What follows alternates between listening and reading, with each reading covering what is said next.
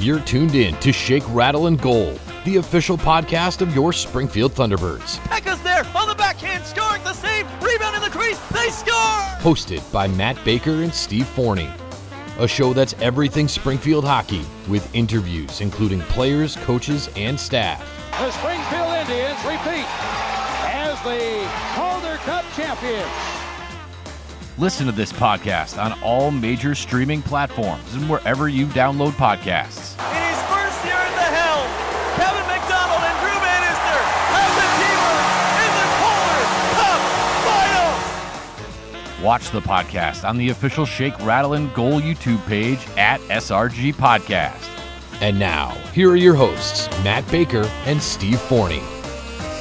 And this episode number 8 of Season 3 of the Shake, Rattle, and Goal podcast is proudly brought to you by our friends at the TDS Center for Communication and Social Learning in Amherst. They are at tdsspeech.com. By our friends at the MassCon United Training Center in Agawam, right over the bridge from the Big E. They are at mcutrainingcenter.com. And by our friends at Landscaping That Fits, landscapingthatfits.com. Use the promo code SRG20 to get 20% off your season-long fertilizing plan. Alongside Matt Baker, I am Steve Forney. How are you, Matt? Doing well. Happy Thanksgiving. Yeah. And this is really a happy Thanksgiving episode. When this is coming out, it's the day before Thanksgiving. So we hope you are watching this with your family at the table, surrounded by loved ones. And because why not? We're talking Thunderbirds hockey. Yeah, pass the stuffing, will you? What's your favorite? Here, let me. What is your favorite Thanksgiving? Like, gotta have it. Give me seconds. Do you have a go-to? I gotta be honest, Matt. I am really, really over the food at Thanksgiving. If I never have turkey, I make the green bean casserole, and everybody tells me it's the best green bean casserole they've ever had. I can't even stand the sight of it anymore. I don't know. I need to switch up. I want some ham, a steak, chicken. I don't know. It's not that my family doesn't do a nice job cooking. It's just I don't know. I'm like, I gotta do this again. Mashed potatoes again. I don't know. You are the Thanksgiving equivalent to the Grinch. I guess I'm happy to sit around and eat. I would rather something else on the menu. But I will say my brother-in-law makes some stuffed mushroom caps as an appetizer that are absolutely outstanding. And then whatever it is, I just douse it in gravy. I love a good stuffing. Probably the stuffing. How about you? There you go. I'm more of like a sides guy. Like, I love artichokes are like nostalgia. My grandmother used to always steam artichokes, and she used to always save the biggest one for me growing up. So we don't really do those anymore because I'm kind of the only one of the crew that likes artichokes.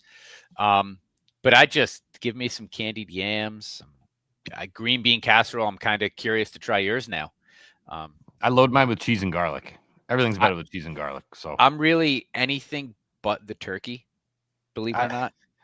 I will say usually my plate is about 90-10 sides to turkey. Yeah, give me all the sides you have. Everyone brings their own side. Like, give me all the sides.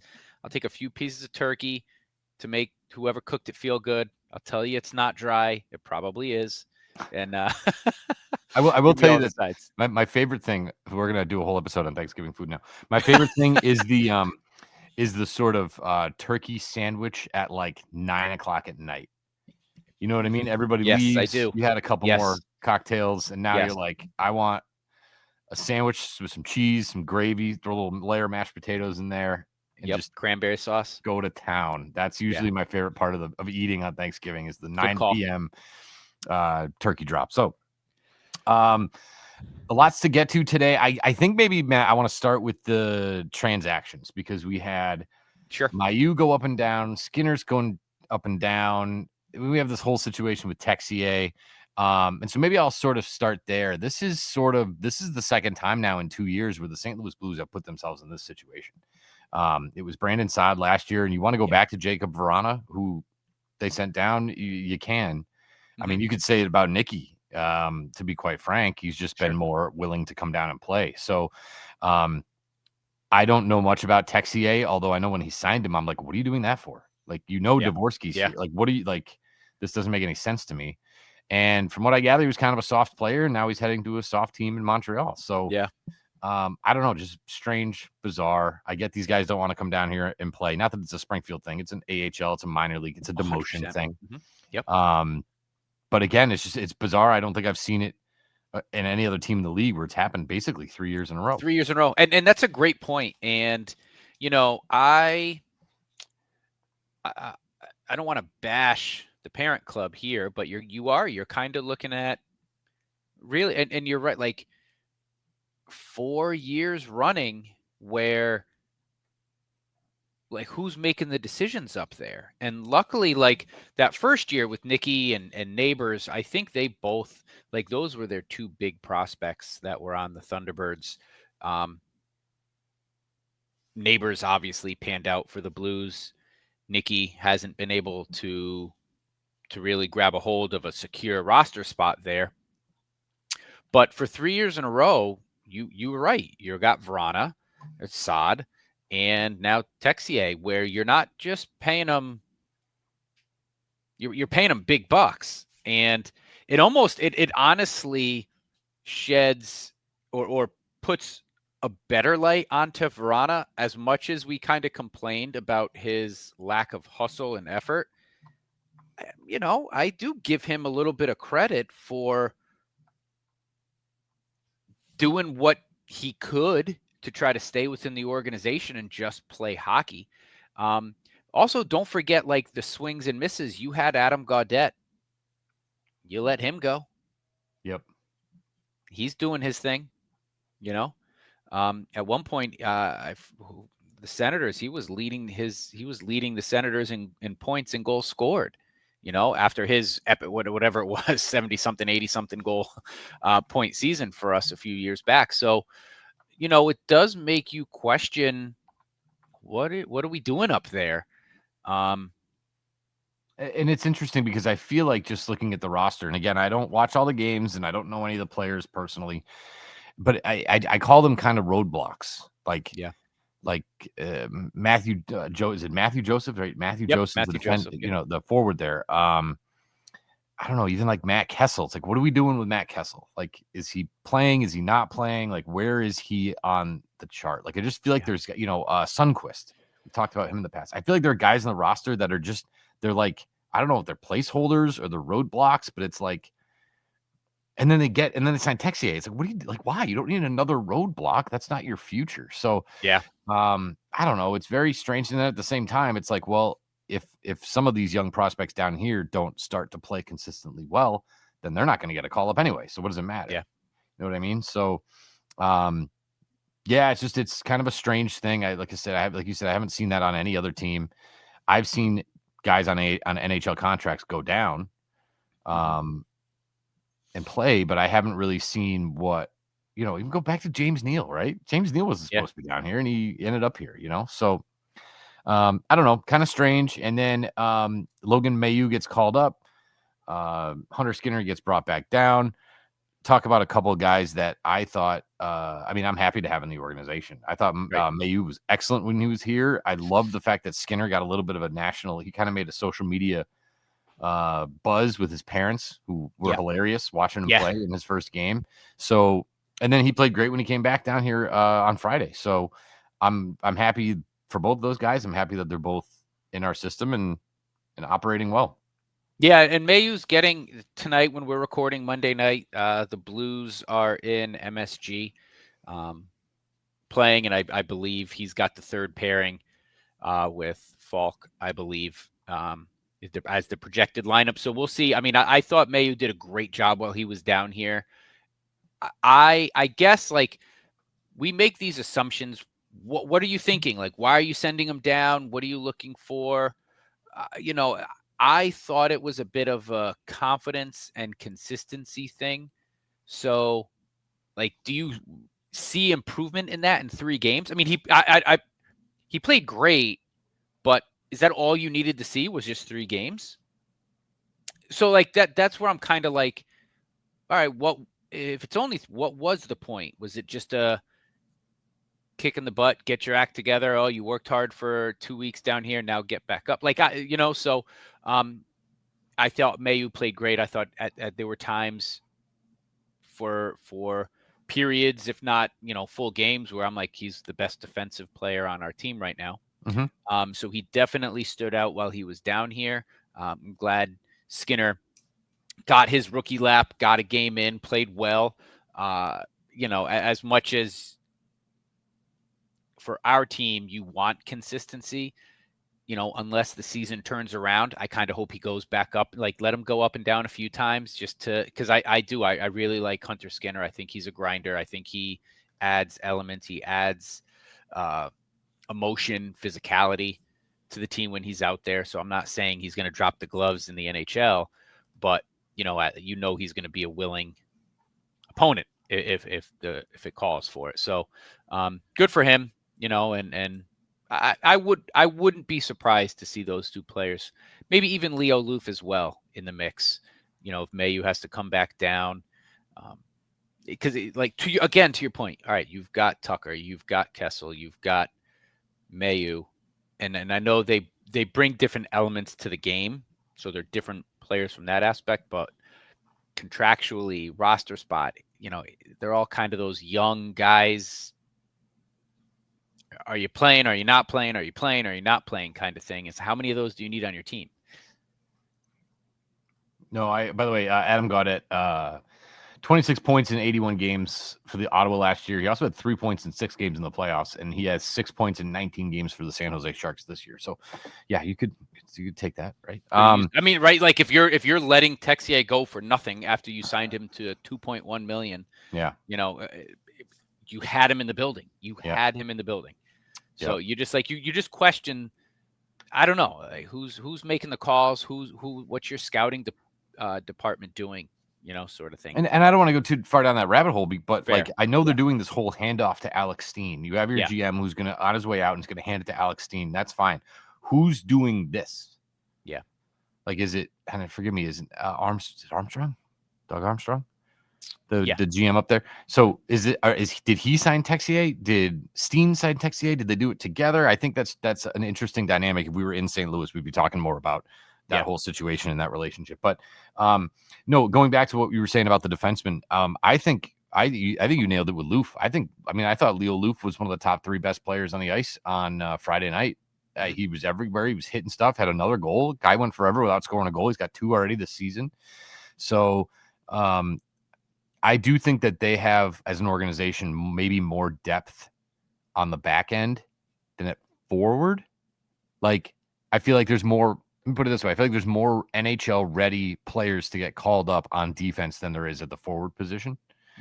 And again, the list isn't long based on the way that everyone's playing, right? And Ben, who's here. So, like you said, I'm happy for everybody. I'm happy Skinner got up. I'm happy Skinner happily came back. It's funny. I was, the game Friday night, I wasn't even sure if Skinner was going to be there or what, but as I'm turning the corner to go back to the booth, sort of down in the basement of the building where they play soccer, Skinner's got this massive 2x4 and he's jamming it in the ceiling in between 2 pipes because the soccer ball got stuck up there.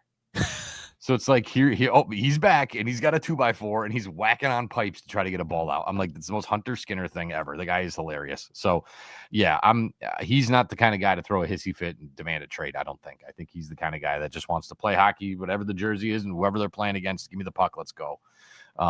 So yes, very happy for him. He got his chance. Glad to see Mayu come down. Did you get a chance to watch the Utica game? Yes. Yep. Any thoughts or major takeaways? I thought I'm going to be as fair and as honest as I can be, as I try to be every episode.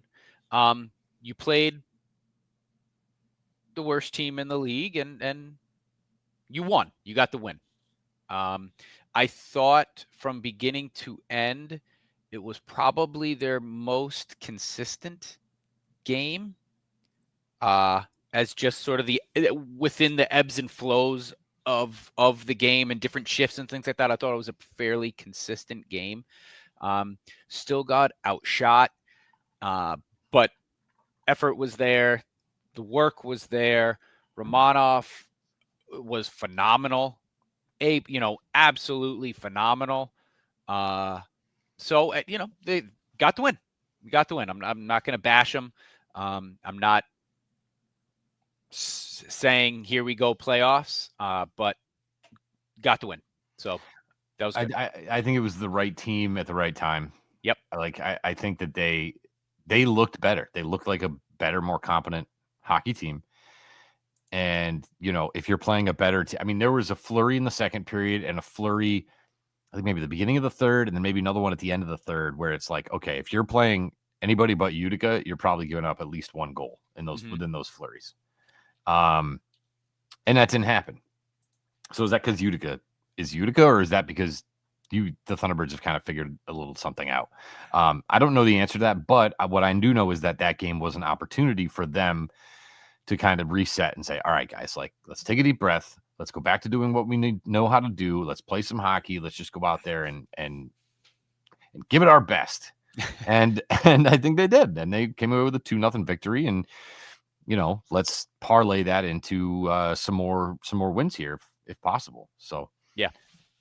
Go ahead. Well, I know we usually end the show with talking about moving forward, what's upcoming, and we do have some games coming up after Thanksgiving here. Well, one tonight while you're watching. But I agree with you. I think it was the right time, and if you look as a whole, you're coming off two kind of school day games where you had a win in Laval. You had some tough losses against some quality opponents in your division. And then you go have a school day game in Hartford and you pull off, you got a tie, you got a point, right? So in this small little chunk, you got 2 wins in 5 games, 5 points in 5 games. So, it progress, right? Progress. And that's always a good thing. Always a good thing. So, yeah, I think the next 3 games are going to be kind of telling. You have a home and home basically with Bridgeport coming up. And Wednesday they are, remind me again. They're at Hartford. At Hartford. Okay. At Hartford tonight, Wednesday night, they are at Hartford. And then you've got a home and home starting in Bridgeport. Friday, it's a 3:00 game. And then you end Saturday, 6:05 against Bridgeport in the Thunderdome, and that's their Hockey Fights Cancer Night. Mm-hmm. Yeah. And I mean, when you think about it, Hartford is barely ahead of you in the standings. In their last 10, they divided out differently, but basically they're 2-8 and you're 2-8. Yeah. So, it's not Utica, but it's not exactly, Wilkes-Barre or Providence either. So this is an opportunity, and they're struggling. They've had guys go up and down all the time. I think Bedard just got called up. I think the goalie Garand got called up. And you know what? Speaking of goalies, the former Wolfpack goalie Dylan Garand, I saw Louis Domingue. Yeah, just got signed. Yeah, in Charlotte. So we'll be seeing more of him. So and former Springfield Thunderbird goalie too. I think that's true. Actually, yes, it was. I interviewed him. So yeah, let's keep our eyes on it. Let's try to parlay this into more good stuff. I'm starting to I'm trying to understand this Milan Lucic situation. What have your eyeballs told you from him since he's been here? I mean, he's got 1 assist. He's a -8. He belongs here. I mean, if he's, I do think it naturally, right? Like it's going to take time. The guy was out of hockey for 2+ seasons. There's no way, I mean, no disrespect to any athlete, but I don't think you can step away from a game for 2+ years and come back and expect to be anywhere near your form. Throw on to that, you're 37. And again, I just mean no. So what I've seen is he belongs here. I think if he was wanting to use this as a stepping stone to get called up, I don't see that. Could something happen within the next few weeks and you're like, oh, wow, all right, he found it. He got it back, sure. But up to this point, wow, what did you say? What is he, 4 games in? Yeah, I'm going to look it up now. He's not playing the second game of a doubleheader. I would imagine, as we alluded to, I think he would play Wednesday at Hartford. I would hope he would play at home, Hockey Fights Cancer Night, like let him play in front of the home fans. But you're not playing him 2 nights in a row, and I understand that. I think if he's going to play, it's going to be here in the AHL, and if he gets up to speed, I think his mind is moving faster than his body is. Like he's still sharp. He knows the game. And you even talked about this too. Like sometimes he's looking to make that pass and guys just aren't there. Right. So he knows what he should be doing. And this is what happens to athletes, right? Like it happens to everybody. Yeah. He's always played a simplified game, and I think he's simplified it even more. Yeah. And that's not saying the effort's there. I mean, it was great watching him barrel over some guy. He had the puck. Some guy went in to take it, and he just barreled him over. And I'm like, oh, that's the guy. That guy I remember. I recognize. So you're right. I think it's just going to take time. He's 5 games, 1 assist, -7. Yeah. So and it's tough. Who isn't a minus on this team right now? So Marc-Andre Gaudette. That is end of list. And so I don't want to read too much into the plus minuses. I mean, it's a legit stat. It's telling, but it's the team right now. The team is minus 30. So everyone is minus in that plus minus rating. So, that is what it is. I think he's been fine. I think he belongs in the AHL. If he wants to keep playing here, great. I think it's great. I think it's good for Springfield. It's good for him. It's good for the team. It continues to put butts in the seats. So I have no issue with it. I don't think this is a situation where you're gifting a player a roster spot based on who doesn't deserve one, who doesn't deserve it. Yeah. Right. Agreed. So Agreed. I think he deserves where he's at. He is fine with his playing time. And, but I would expect this is where I don't see him cracking back into the NHL. I don't. We have something a little bit different than the fan rants that we're going to come up. I'm not sure, Matt, how much information you want to give, or if you just want to take it piece by piece. So we can share some information. Today it's just going to be one matchup, and I think let's not give too many matchups away. That's kind of what I'm thinking. Yeah. So okay. So let's do some sponsor reads, and then we can hop into it. Let's do that. Yeah. All right. So we definitely want to thank our friends and our sponsors at MassCon United Training Center in Agawam. It's your one-stop facility for all your training needs, regardless of your talent level. MCU has room for you to improve your craft. They offer training for soccer, lacrosse, baseball, golf, hockey, floor hockey, field hockey, weight training, agility, and it's a great place to have a birthday party where the kids are active. You can give them a call at 301-6040. That's 413-301-6040. MCUTrainingCenter.com, right over the bridge from the Big E in Agawam. They have the top local trainers with their knowledge, skills, and training to develop programs to make you a better player no matter your skill level. So that's MCUTrainingCenter.com. By our friends at the TDS Center for Communication and Social Learning.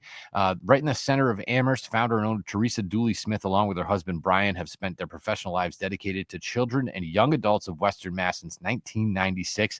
The TDS staff are proud to offer a variety of therapeutic interventions, direct family supports, consultation services. They kind of do it all. So if your little one could use just a little extra, they are definitely the place to go to. They offer individual, small, or big group sessions to fit the needs of each individual.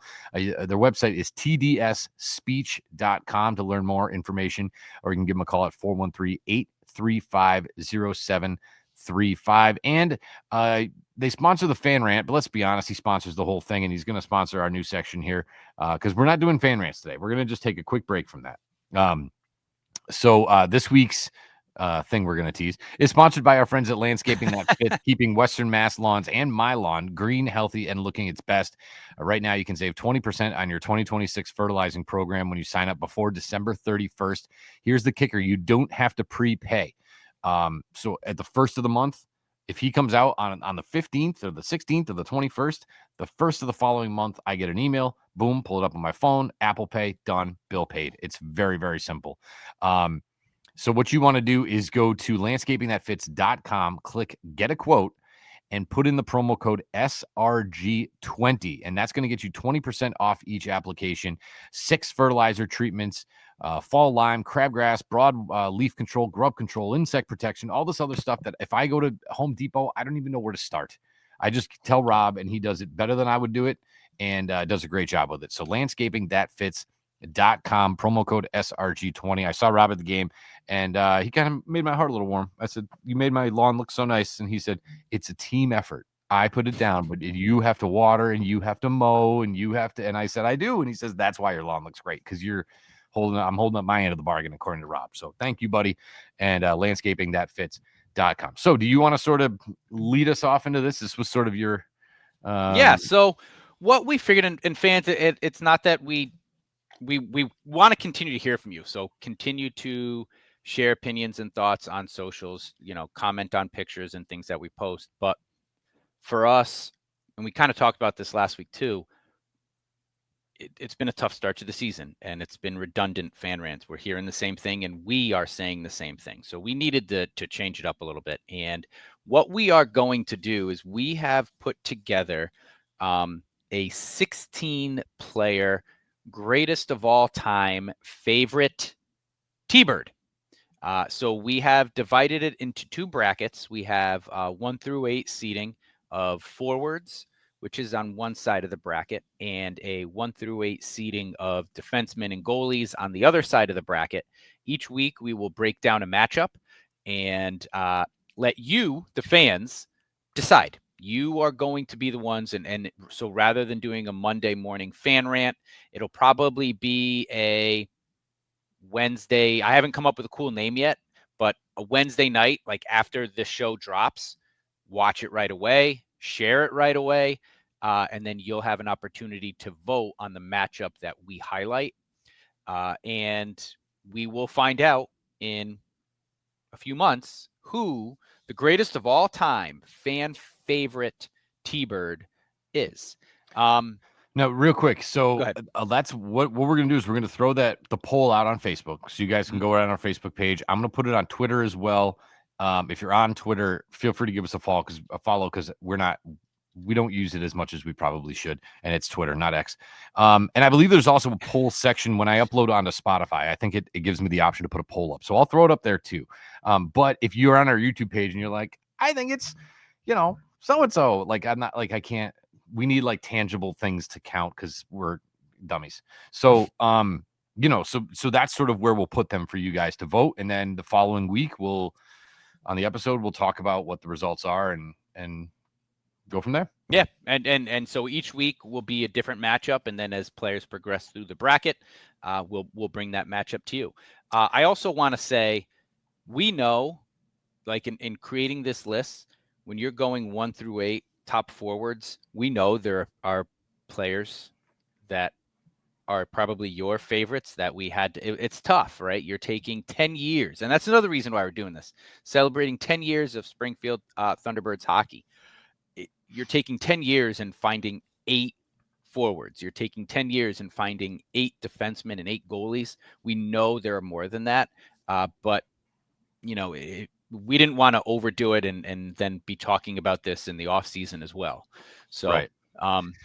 We know we missed a few guys. There are a few guys that we didn't want to leave off this list. So, we're sorry about that. We might have an honorable mentions episode where we can go through and highlight some of our other favorite players. But that's it. And I'll also say, if you don't like the seating, too bad. I don't know what to tell you. Nobody's going to be happy all the time. But I also, a part of it for me is like, we're working in radio for the last decade. Like, I've interviewed so many of these guys, right? And sitting down with Hugh McGing at the Mayflower Marathon thing at White Lion, and I interact with a lot of these guys. And so I have my personal favorites. I mean, Vadim Zarenko, whenever my kids are at a game and my kids are in my booth, he comes over and he taps the glass to my kids. He did it on Friday night, and it's just the most heartwarming thing. Like, I'm so thankful for that guy and what he does. And my kids are just Vadim Zherenko fans for life, you know? Yeah. Yep. And we also, sorry, not to talk over you, but, and you did this, Steve, like you are more the historian of the team. And so we did, especially these opening round matchups, we tried to find interesting parallels in the game to like make it an interesting matchup as well. Right. So it's not, it's kind of a subjective bit of rankings, 1 through 8. We kind of, there's a bit arbitrarianism to it. And I'll give you a great example. We did the best we could. Yeah, a great example for me was Bobby Farnham, who I loved. The best interviewee I've ever interviewed. Loved him. I love him. Didn't make the cut. Yep. So, there's just one example of sort of that process. And the other thing too is we were trying to decide whether do we make it the greatest player or the fan favorite, because those are two different things. Yes. And I think we're going to try to combo it a little bit. If we say the greatest player, there's going to be somebody out there who goes to the notes and says, well, they're, war and, they're going to give me all the antiquated stats that I don't know what they are. And they're going to say, well, according to this stat sheet, this person's better. And whatever. Yes, Martin Firk is leading the AHL in points right now. Yes, I get it. Is he the greatest Thunderbird of all time? No. Is he on the list? No. So we kind of sort of had to deal with that a little bit. Can I give one teaser that's not today's matchup? Go for it. The one that I'm looking forward to the absolute most, because as Matt said, we have defensemen and goalies on one side, forwards on the other. There is a 4-5 matchup that is Colton Ellis against Sam Montembeault. Oh, that's so good. That is going to be awesome to listen to you people give feedback as to who's your favorite. Again, stats. You want to go by stats? Fine. You want to go by personality? Just a guy that you liked watching in the goal. Monty against Ellie. That's going to be a fun one. So we'll obviously cross that bridge when we get there. But for now, again, they're all seated 1 through 8 on either side. And our first matchup, Matt, is number 1 seed, your captain, Matthew Pekka, against number 8 seed, forward for your Thunderbirds, Nikita Alexandrov. Now, we're certainly not trying to cause any drama in the locker room, because I know all these guys are going to want to win this thing. Sure they are. I'm sure they couldn't care less. But they're trying to keep it as sort of new and fresh. There are definitely names in here that you're going to go, oh yeah, that guy. Like an example, we didn't put Sam on there. Mm-hmm. Love Sam, but it just wasn't enough production, not enough ice time, not enough playing time. So Pekka against Nikki. As I said, people are going to ask me about the stats, and I will pull them up for you as soon as this computer from 1997 actually decides to work. But obviously, one guy's been here for quite a while, and the other guy's your captain. So this is a really good matchup. And Matt, I guess I'm going to have to toss it to you because I'm getting nothing on this. So I have more of the not statistical stuff at the moment. I'm going to start with our number 1 seed. Matthew Pekka has been with the Thunderbirds for 5 years. One of the things that I was sort of looking at was, like thinking, should there be a minimum games played, minimum seasons kind of thing? Is it just a one-off, a 1-year blip where the player came in, played really well, and then left? Do you consider that the greatest T-Bird of all time with his 10-year history? Right. Or even like a Marty Firk, like you alluded to earlier, right? Came in 1 year, led the team in goals, or second in the team in goals, whatever he was, and he moved on. So anyway, Matthew Pekka has been a staple here for the last 5 years as part of that Calder Cup run. And he's been your captain for 3, the longest tenured captain for the Thunderbirds as far as seasons, how that goes. He is, these past 2 seasons, recency biased and every night player. He's older, and so you sort of expect playing time minutes to go down. Not for Matthew Pekka. He's in there. He's, lately this season hasn't really been your top line center, but all of last year is your top line center. All of 23-24, your top line center. And for the beginning of this year, your top line center as well. So there's Matthew Pekka, your captain. Some of the off-ice stuff for Nikita Alexandrov. Your second-round pick, number 62 overall back in 2019 for the St. Louis Blues. So been in the organization for his whole entire professional career.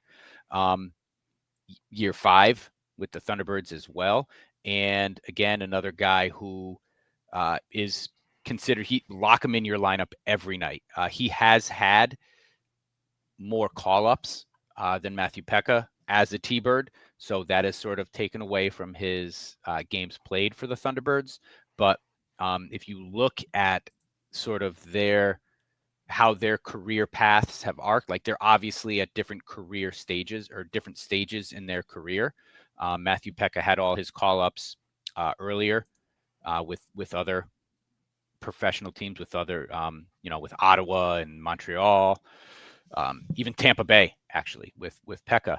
Nikita's had it all with the St. Louis Blues. So he's been in this organization, part of the Calder Cup run, a top prospect for the Blues. Hasn't really panned out for the NHL side of it, but as a T-Bird, he was your guy last year when the Thunderbirds had their 20-game, winning at a 90% clip last year. It was because of Nikita Alexandrov. If I was to ask you, Matt, without looking at it, without cheating, who's got more points in the Thunderbirds jersey, Pekka or Alexandrov? Pekka. You're right. I probably would have gone the other way, but I think a part of it too is games played. Matthew Pekka, 5 years, 238 games as a Thunderbird, 77 goals, 130 assists. Well, I guess that makes sense because he's new to the franchise. Points. Yeah. Duh. Dumb question, too. 207 total points in 238 games. Good for 0.87 points per game. Nicky, on the other hand, 178 games played over 5 seasons. 58 goals, 78 assists for 136 points. He's at a 0.76 clip. So not that far off. Playoff numbers, I can give you Alexandrov's. He has 10 points in 23 playoffs games as a T-Bird. The phone's not going to let me look at that. Of course not for Pekka, but both guys have played their time in the playoffs, have been staples again, as you mentioned, that run to the Calder Cup finals. Both players were really part of that, crucial in that in that whole run. So there you have it. That is our sort of new little 10-year anniversary addition to the Shake, Rattle, and Goal podcast is our brackets. And I think we're gonna have a lot of fun with this.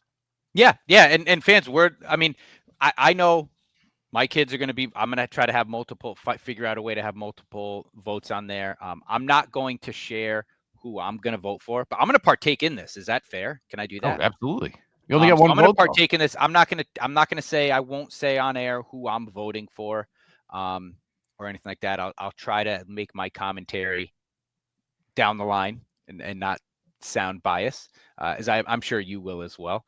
But, I know my kids want to vote and they're excited for this. So I think it'll be fun. Are you gonna have like a Baker powwow where you guys just all decide on one and then do one vote, or are you gonna? We're gonna try to figure out a way. I don't know if I have to use multiple phones in order to do that, or maybe I need some burner accounts to do that. I think you need some burners, yeah. But it's funny, like a small little tangent here. The way my kids are, I can't tell them my opinion on things. Tyler will be opposite of me. Jake will vote with me. Like 90% of the time. So I have to usually, like when it comes to sports and things like that, Tyler would always, as a kid, hey, who do you want to win? Oh, I want the other team. Jake wouldn't even know what sport you're playing. Oh, Dad, who do you want to win? All right, I'll root for them with you. So I'm going to let them put their votes down, and then I'll make mine. It's funny, knowing your boys, I thought that'd be the opposite. But nope. Jake seems more like the challenger. You know what I mean? Tyler is cold-hearted. That's funny. That is funny. All right. So we'll, like I said, keep an eye out for that later tonight. Hopefully, look, I'm going to be in Vermont, so I'm not going to, service is going to be questionable, but I'm going to try to get as much of the stuff up as we can for you. One thing I'll polling will close the Monday of because we record on Monday. So what we'll do is we'll update who won the bracket. We won't get into the next matchup. Like, even if both players move on, we won't talk about the next matchup. We'll move on to the next matchup. Won't go across the bracket, but polling will close for Pekka and Nikita Alexandrov next Monday. So what day on the calendar is that? Just so. Oh boy. Monday, December 5th, December 1st. Yeah. December 1st. So Monday, December 1st, polling will close for this. So you'll have all weekend to get your votes in. Yeah. And the idea behind this is 16, based on the math, the shoddy math that we did, this should take us pretty much to March. If we do one matchup every episode, this should take us right to about March or April. So that'll be kind of fun to close out the season, heading into the playoffs, wink, wink. With this poll coming to a close, I'm curious to see. I know, like, I filled it out how I would do it, and I did the same. I'm curious to match mine with what the actual result is. So I don't know about a perfect bracket or anything like that. So so this should be fun. And again, if you do vote, especially on Facebook, feel free, you can vote and comment. So you want to sound tell us off, why, tell us why you chose who you chose and how you chose it, and let us know. But I think this is a great idea, Matt. I think this is a nice addition. And maybe as we get, like next episode, for instance, we're not going to have all this time to pontificate about it. So maybe we'll probably bring the fan rants back too. Why not? Yeah. But just one more thing to throw into the mix for absolutely you, the listener, you, the viewer. So we appreciate all the interactions that we have there. I guess looking forward to what we have coming up. Obviously, we got a couple of games wrapped around Thanksgiving. As Wednesday, it's too bad. If I was in town, I'd be there for that game in Hartford, 7:00. Again, the team right above you in the standings. They have basically the same record as you in the last 10 games. So I don't see. And last game you played them, you had a 2-goal lead going into the third period. So I see no reason why you can't put forth a strong effort against Hartford on Wednesday. Hartford on Wednesday, and then we talked about it, the back-to-back against Bridgeport.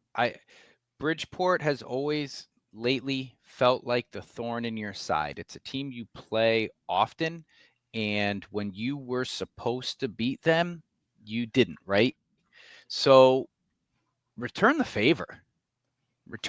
I mean, right now, both Bridgeport and Hartford have the Thunderbirds by 5 points in the standings. Thunderbirds 3-10-3, Wolfpack 5-8-4. Bridgeport 6-9-2.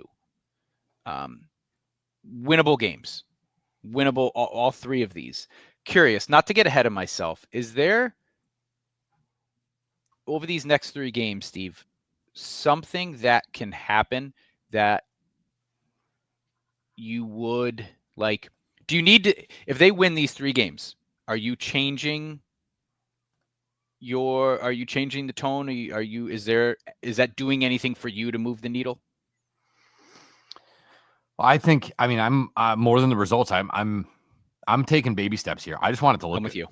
Yes. I want it to look good. Okay. If you lose 5-4, but you play your tail off for 60 minutes, I'll take that. If you win 3-1, but you get shelled in the third period because you're dog walking for 20 minutes, I'm not going to feel as good about that. You know what I mean? Feel the same way. So yes, I want to see what it looks like. I'd love to get some points here in the next 3, but I want it to look good. I want to see 60 minutes. I thought the Utica game was the closest I've seen this year of 60 full minutes of hockey. And even still, it was probably only about 52, 48, something like that. It wasn't even a full 60. It was close, but it wasn't a full 60. So let's see. Yes, I agree. I want to see what it looks like. I'm with you. To me, it's less about the result, the win, the loss, the tie, like that. That's going to be what it is. But are we seeing a change in the quality of play? Are we, I don't expect them to be less predictable. I still kind of expect them to have their bumps, but the way their special teams have been cooking, and that's been the bright spot in the year for the Thunderbirds. It really has.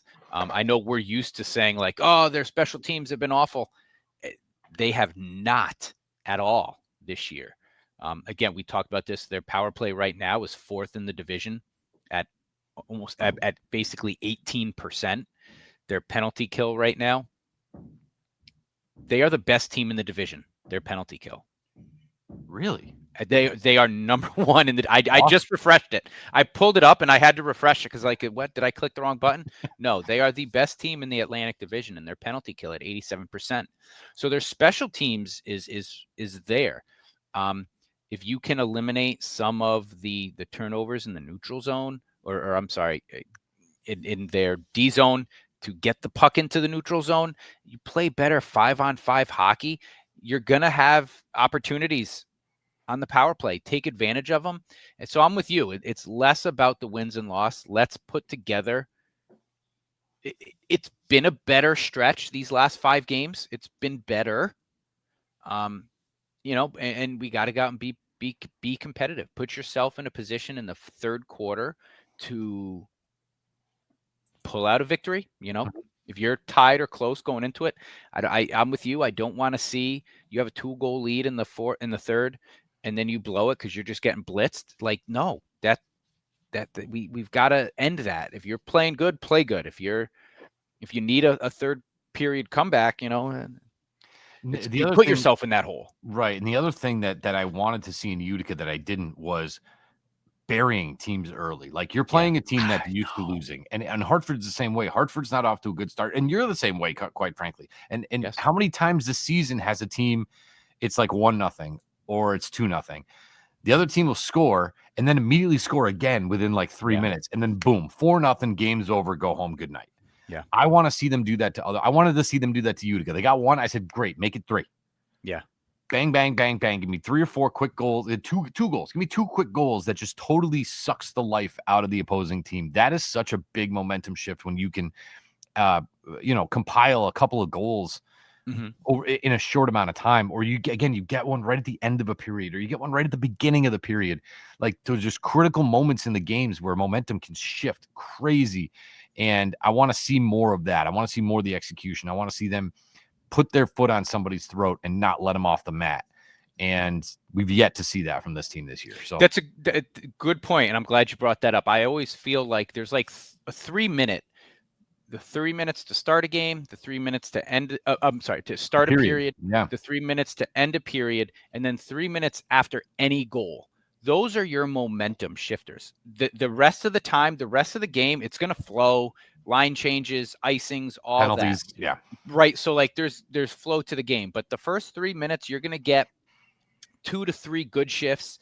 The last 3 minutes of a period, you're getting the push to get into the locker room, and then the shifts after a goal. And how many times have the Thunderbirds killed themselves in those times, giving up early goals, giving up late goals, and then scoring, making a great play, and then 45 seconds later, the other team comes by on the next shift to kill any chance of any sort of momentum build. So the Thunderbirds have had a hard time in those moments. Let's see some improvement there. Let's just see those first 3 minutes, those last 3 minutes, and then take 2 minutes after a goal, right? That's 2 shifts. You play,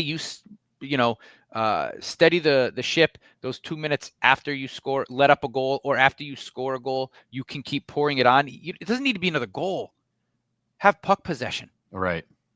Prevent the other team from squashing your momentum. Exactly. And then get it, so let's see that this week. I think if we can see those things over these next 3 games, they're winnable games. I think, we can start to feel a little bit better about how the grind of this season. We're now kind of getting it. We're starting the grind of this season. Agreed. We're getting into December, January, February. That's the grind. So you're starting that grind of the season now. So let's see if we can grind out some wins. Only other thing I'll touch on in regard, and I know we talked a little bit about this last week, but and again, I'm not making excuses, but this is some adversity for this team too, because you've had 2 straight weeks where you've had morning games at 10:30 and 11, and 2 in back-to-back weeks. You have 3 games in 4-5 days with a holiday shoved in there. Yeah. And all 3 of those games are at different start times. So you have a 7, a 3, and a 6. Mm-hmm. So, I mean, even as somebody who comes out of the arena after a 10:30 game, and I'm like, what is this bright orb in the sky? Like, what is that? Like, my whole clock's thrown off, right? Like, even the 6 o'clock games, I get home and I'm like, ready for bed. And I'm like, wait, it's a Saturday night. It's only like 9:30. Like, I'm not going to bed. You know what I mean? So it throws me off, and I'm not even playing. So I can't imagine. I can imagine there's a little bit of a mind screw with that whole thing. And so that's just one more thing that they're going to have to overcome. And that's not given built-in excuses. That is just something that they're going to have to work on overcoming. And how do you get your mind and your body right for those things? I think you're right. I think it's a fair point. I think the good thing is, the first game, it's a one-off, right? Like that first game in Hartford is sort of that wonky time on the Wednesday. Then you're playing the back-to-back with Bridgeport.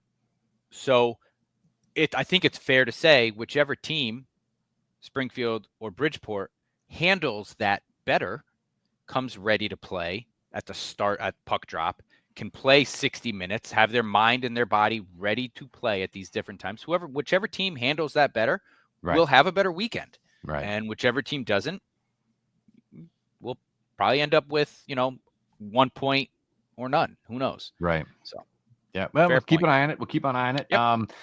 After the game Wednesday, again, the rare Friday 3:00 game, obviously Black Friday, at Bridgeport, which again is another one of those games I'd love to go to.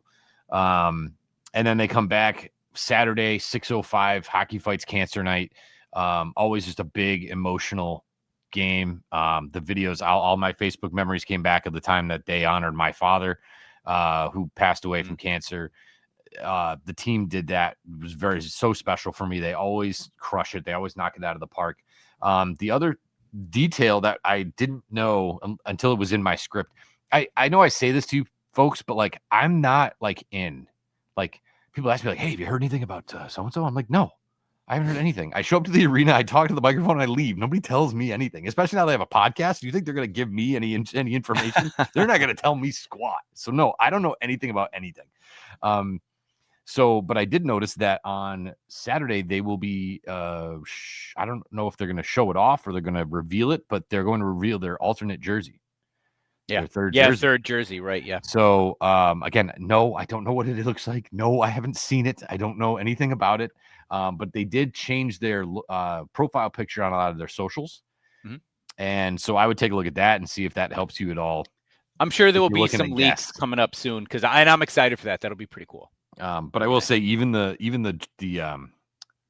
when we announced the white jersey and the blue jersey, I found out because they had me voice the video for the release. So they sent me the script and I read it and I'm like, are you guys, changing the jerseys or something? And they're like, I don't know. I'm like, it looks like you're changing the jerseys. You can hide it, but you can't hide it that well. So no, I don't know anything, but I'm excited. I'm kind of a jersey nerd and I'm excited to see what that all looks like. So we'll see that on Saturday as well. And then it's December and then we're into it, right? I still use Tommy Cross's, don't know what you got till Thanksgiving. It's Thanksgiving, man. It's Thanksgiving. Yeah. So what do we got? So we're gonna keep our eye on it, and I'm gonna be watching these games. I'm gonna be sitting around with family, and they're all gonna be talking and enjoying each other's company. And I'm gonna be glued to my phone watching Thunderbirds hockey, being the anti-socialite that I am. I do. Before we kind of finish things off, I do want to take a minute. Friend of the show, Lisa Pignater, with her sister. We interviewed them at the beginning of the season. Mm-hmm. They are big into the Booster Club, and they shared a picture. Maybe we could even be able to get it up on the podcast here. But they did have their Booster Club bus trip. Drive down to New York for the Islanders game against the St. Louis Blues. The Blues won that game 2-1. Looks like it was a great time by all. So awesome job to the Springfield Booster Club. And they did want me to mention that their next bus trip is going to be to Worcester to see the Everblades, the ECHL affiliate of the Thunderbirds and the Blues. That game is Sunday, January 11th at 3:05. Tickets are $25 plus fees. That gets you the bus and the game. So Worcester Railers against the Florida Everblades, Sunday, January 11th at 3:05. If you're interested, reach out to the Booster Club. You could email them. You can check them out if you're at the Mass Mutual Center this weekend. Go to their table and ask, but that's $25 for the bus and game ticket there. Yeah, a good time, good price, good people, short drive. Yeah, short and it trip, looks like right? they. So, I mean, they had a bus full. That's a great yeah, turnout to see the Islanders versus Blues game. That for was great. sure. For sure. So cool. Thanks for bringing that up. I'm glad we could squeeze that in as well. We do want to thank our friends at the TDS Center for Communication and Social Learning in Amherst, tdsspeech.com. We want to thank our friends at MassCon United Training Center in Agawam, mcutrainingcenter.com. And of course, Landscaping That Fits. The promo code SRG20 gets you 20% off your fertilizer care for the year 2026. We want to thank everybody who tunes in, who listens, who rides and dies with us through thick and thin. We appreciate it. I want to wish everybody a very happy Thanksgiving. Although, yes, I'm a Christmas guy. My lights are up. I got my North Pole hockey hat on. I don't know if you can see that, but this puppy's new. This thing's awesome. It's Santa playing hockey, North Pole hockey.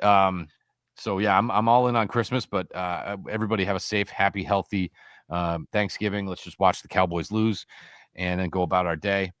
I know that's what Matt's pulling for. And that then fan base is the worst. And then next week we're going to try to avoid an hour-long discussion on Giants versus Patriots because that's coming up this weekend as well. I believe. A quick one. So we got Jackson Dart coming back for the Giants. I don't know. We'll see how this goes. I'm not looking. I'm not very optimistic.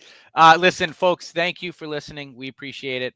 We wish you all a very happy Thanksgiving. Please keep an eye out for our polls. You vote Captain Pekka or Nikita Alexandrov. Whoever gets the most votes will move on. 3 big games at Hartford on Wednesday, at Bridgeport. I'm really sorry. Can I mention one other thing? Please. I'm going to do this quick. A lot of people are asking me why Matt Luff was not dressed on Friday. And there is what's called a veteran minimum or veteran maximum players that you can have on your roster. So you're looking at every night, it's going to be a Lucic, a Luff, a Pekka, Kessie, Rosen. There's a large. We have 6. You can only play 5. Yeah. We have 6 and we can only play 5. So there's going to be nights where one of those 6 has to sit. And so that's what I don't think Luff was hurt. I think it's just the veteran minimum thing. So sorry, I know we're at the end of the show. That's good. And I lost it. Yeah, so, no, and we had talked about and we talked about that. Like that's a challenge for Connor Walchuk. He's got to manage that. And so yeah, Rosen, Pekka. Anyway, yeah. So vote 3 big games at Hartford Wednesday, at Bridgeport Friday, home against Bridgeport Saturday, Hockey Fights Cancer Night, and 3rd alternate jerseys. Let's get some dubs. Let's play good hockey. Let's go, T-Birds.